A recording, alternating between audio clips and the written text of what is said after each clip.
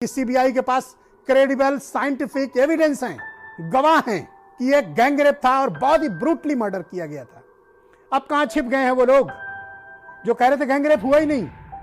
हाथरस की घटना में रेप की पुष्टि नहीं हुई, बलात्कार की तो बात ही नहीं है कविता। ना तो गैंगरेप की पुष्टि हुई, ना उसमें रेप की पुष्टि हुई। ये सामूहिक बलात्कार का मामला बिल्कुल नहीं लग रहा है। एक कहीं पे इसके सबूत दिखा दो कि सामूहिक बलात्कार हुई है, तो ये सामूहिक बलात्कार की बात कहां से आ गई? ये तो किसी ने मनोहर कहानियां लिखी है इस पर। आज तो सीबीआई ने बता दिया है कि गैंगरेप हुआ है। अब तुम पर मुकदमा चलना चाहिए। तुम को सीबीआई ने आरोपी क्यों नहीं बनाया? अब मेरा प्रश्न ये है, अब वो कहां छिप गए हैं जो इसको ऑनर किलिंग बता रहे थे?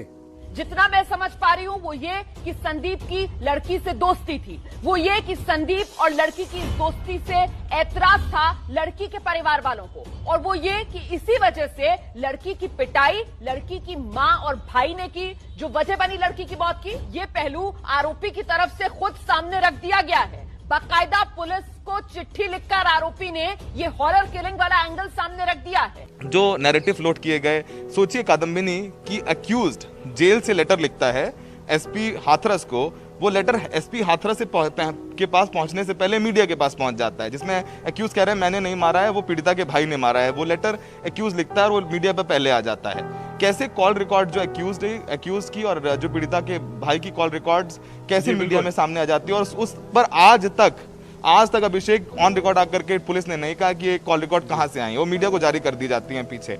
जी न्यूज पर कल ही हमने आपको बताया था कि पीड़ित और आरोपी एक दूसरे को पहले से जानते थे और उनके बीच में फोन पर लगातार बातचीत हो रही थी। तो ये खबर भी सिर्फ रिपब्लिक भारत पर है कि आरोपी और पीड़िता के बीच में 104 फोन कॉल कैसे हो गए। सबसे पहले हमने कॉल डेटा रिकॉर्ड दिखाया जी न्यूज पर। ये एक्सक्लूसिव जानकारी, इतनी बातचीत हो रही थी, यानी कि संबंध तो रहे होंगे किसी तरह के। संबंध दोस्त तो थे, प्रेम संबंध थे। प्रेम संबंध थे, क्योंकि आप देखिए गांव के लोग कह रहे हैं दोनों के बीच में प्रेम संबंध था। इससे तो पूरा मामला ही बदल गया।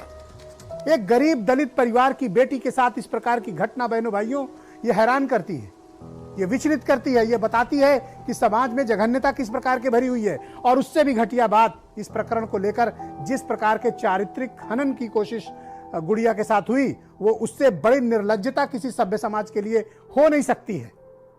किसी सिविल सोसाइटी के लिए ऐसी निर्लज्जता भरा घटनाक्रम हो नहीं सकता कि हमने पीड़िता को विक्टिम शेम की कोशिश की, हमने उनके परिवार को अपमानित करने का प्रयास किया।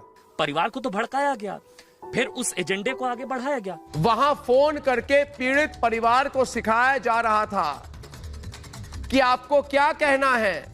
आप सोचिए ना, कितनी बड़ी हाथरस को लेकर साजिश रचने की कोशिश की जा रही थी, दंगों की साजिश थी, फंडिंग का तमाम वो चीजें। 100 करोड़ से ज्यादा की फंडिंग हुई है, उसमें 50 करोड़ तो सिर्फ मॉरिशस से आया यहाँ पे जातीय दंगा फैलाने के लिए।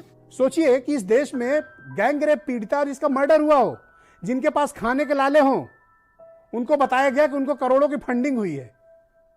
आज तक उनको मुआवजा नहीं दिया गया, आज तक नौकरी नहीं दी गई। आज कहीं ना कहीं सीबीआई ने जो आपके सारे आरोप हैं उनकी पुष्टि की है, उन पर मोहर लगाई है। मुझे पता है बहुत मुश्किल है आपके लिए, लेकिन कैसा महसूस कर रही हैं आप? ठीक कर रहे, तुम लोगों ने ठीक किया है हमारे साथ। हमको न्याय मिलने चाहिए मेरी बेटी को। आज आपको उम्मीद थी कि सीबीआई की जांच में दूध का दूध पानी की पानी होगा? हमको नहीं उम्मीद थी, आप लोगों ने कराया। यहाँ गांव में कितना मुश्किल था आपके लिए? ये 3 या 4 महीने कितने मुश्किल रहे? आप पर क्या क्या आरोप लगाए गए, जरा बताइए दर्शकों को। सर हमें तो क्या कहते हैं, आरोप का हमारे बेटों को ही उल्टा फंसाने की कोशिश करी गई इन लोगों ने। और क्या कहते हैं, हमें तो यही तसल्ली नहीं हो रही थी कि हमारी तो बेटी चली गई, ये लोग उल्टा आरोप लगा रहे हैं। और आसपास के गांव जो हैं उल्टा सीधा बोल रहे हैं कि ये तो मतलब झूठा केस है। तमाम नैरेटिव बनाने की कोशिश की गई, लेकिन सीबीआई की चार्जशीट में ऐसा लग रहा है कि कहीं ना कहीं इंसाफ होते दिख रहा है। जो चारों आरोपी हैं इस पूरे मामले में, सीबीआई ने उनको गैंगरेप और मर्डर का दोषी पाया है। और हाथरस मामले में झूठ फैलाने और काल्पनिक खबरों पर रिपोर्ट तैयार करने वाले ऐसे पत्रकारों को ये बात अच्छी बिल्कुल नहीं लगेगी। दोस्तों, राष्ट्र की रक्षा के लिए, सच्चाई की सुरक्षा के लिए ऐसे लोगों को बेनकाब करना जरूरी हो गया।